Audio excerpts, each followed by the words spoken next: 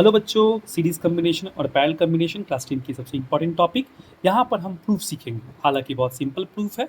हम सीखेंगे कि equivalent resistance R1 R2 R3 series में कैसे आया और पैरेलल में 1/RE जो इक्विवेलेंट लिखा हुआ है वो 1/R1 1/R2 1/R3 कैसे आया। हम देख पाते हैं सीरीज कम्बिनेशन में करंट सेम होता है जितने भी रेसिस्टर्स लगे हुए उनके लिए, पर वोल्टेज जो होगा वो सेम नहीं होगा क्योंकि आपको दिख रहा है रेसिस्टर भी अलग अलग है। और रेजिस्टर हालांकि हमें मालूम है कि वोल्टेज खाते हैं वो लोग। तो R1 V1 खा रहा है, R2 वोल्टेज V2 खा रहा है, R3 वोल्टेज V3 खा रहा है। इस तरीके से मैं निकाल सकता हूँ ओम्स लॉ को इस्तेमाल करके कि V1 में I इंटू R1 है, V2 में I इंटू R2 है और V3 में I इंटू R3 है। इन तीनों रेसिस्टर का हमने बना लिया एक इक्विवेलेंट रेसिस्टर जिसमें net voltage equals to I into RE है। ये हमें मालूम चल गया।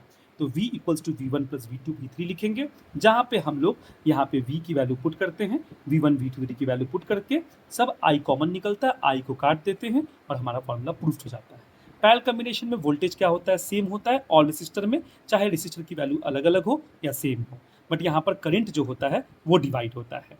ठीक है, करंट का डिवीजन सेम भी हो सकता है, नहीं भी सेम हो सकता है। सेम तब होगा जब R1 R2 same R1 R2 R3 equal होगा, नहीं इक्वल होगा तो करंट अनइक्वली डिस्ट्रीब्यूटेड हो जाएगा। तो यहाँ पे I को मैंने इस तरीके से तोड़ दिया क्योंकि रेसिस्टर में टूट रहा है। इक्विवेलेंट रेसिस्टेंस आप देख सकते हैं, सर्किट देख सकते हैं, वो कुछ ऐसा बनाया गया है। I equals to V upon RE है, मैंने I equals to V upon RE यहाँ पुट किया और हर I1 के लिए, I2 के लिए, I3 के लिए हमने वैल्यू यहाँ पे लिखा है जिसको पुट करके V को कॉमन लेके काट दिया गया है और ये फॉर्मूला को प्रूफ कर दिया गया है। ये बहुत इंपॉर्टेंट है, इसको बहुत सारा प्रैक्टिस करें, बार बार प्रैक्टिस करें। ना समझ में आए दोबारा सुने, वेरी इंपॉर्टेंट।